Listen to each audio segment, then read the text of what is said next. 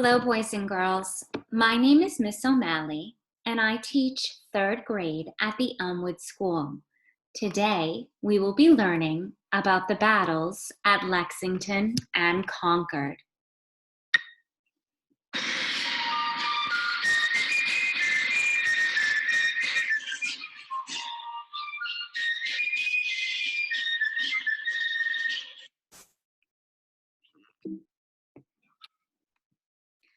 Lexington. The British soldiers marched to Lexington and Concord.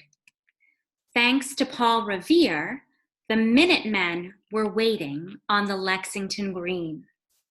As the sun came up, the Minutemen heard drums in the distance.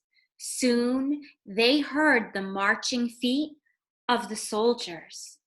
Their leader, Captain John Parker, said to them, "Stand your ground. Don't fire unless fired upon. But if they mean to have a war, let it begin here." The British leader, Lieutenant Colonel Francis Smith, told the Minutemen to put down their guns and go home. The Minutemen stood their ground. There was shouting on both sides. No one is quite sure what happened next.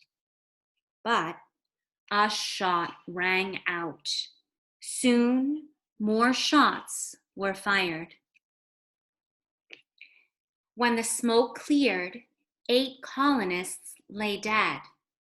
As the British left, the people slowly came out to the green. Concord. The British soldiers moved on to Concord. They wanted to take gunpowder and weapons from the colonists, but more Minutemen were waiting there.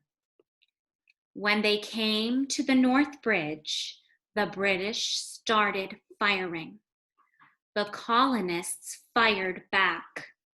Many years later, a poet named Ralph Waldo Emerson would call this the shot heard around the world. Before long, the British commander ordered his men to retreat. They started back down the road toward Boston. The Minutemen knew this area well. They were able to take shortcuts through the woods. The soldiers had to stay on the main road. Their bright red uniforms made them easy targets.